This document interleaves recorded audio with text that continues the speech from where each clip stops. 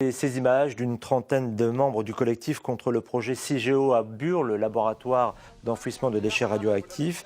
Cette trentaine de personnes a installé aujourd'hui une vigie pour surveiller à leur tour les forces de l'ordre qui les surveillent. Lundi dernier, le tribunal de grande instance de Bar-le-Duc avait suspendu les travaux de l'Andra dans le bois Lejuc, travaux qui consistaient dans un premier temps à la construction d'un mur. Ces militants ont donc décidé de surveiller ces travaux. Notre objectif, maintenant, fort de cette décision de justice, c'est de dire c'est nous qui vous surveillons, c'est nous qui vous contrôlons, le droit est avec nous et donc nous allons voir si les travaux sont bien stoppés. Ouais. L'Andra, alors même qu'elle n'a pas l'autorisation d'implanter le projet CIGEO, puisqu'elle n'en a pas encore fait officiellement la demande, s'implante sur le terrain. Laissant croire en fait à la population que le projet est accepté, ce qui est faux. Le projet n'a pas encore été décidé.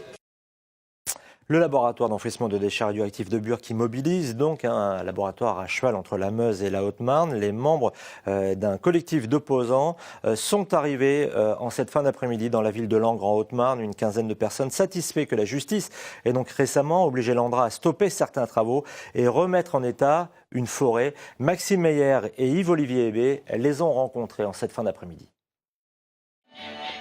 On fait parfois des rencontres étonnantes sur le bord du canal de la Marne. Entre Chaumont et Langres aujourd'hui, les buraleurs sont en tournée. Comme chaque été, ces artistes et militants sont venus partager en chansons leur combat contre le nucléaire et le projet CIGEO de Bure notamment.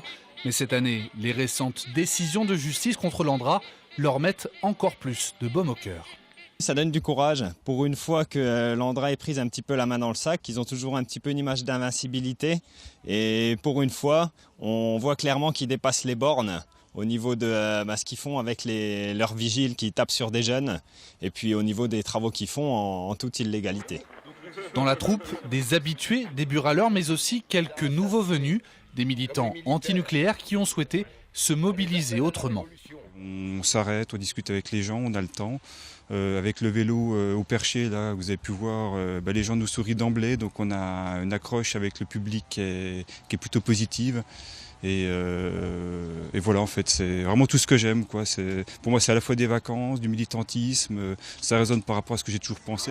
Militer avec les buraleurs, c'est aussi assumer un bon sens du spectacle. De quoi faciliter les échanges avec le public, un public de plus en plus sensible à ces questions.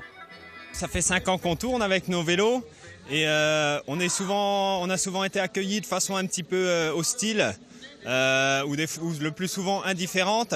Mais on sent vraiment qu'aujourd'hui il y a quelque chose qui a changé et qu'on commence vraiment à se rendre compte de ce qui se passe là-bas à Bure et que c'est peut-être pas chouette. Grâce aux déchets nucléaires, on a de beaux lampadaires. Comme toujours, la journée se termine en chanson. Les buraleurs reprendront ensuite leur voyage pour alerter un peu plus loin contre le risque du nucléaire.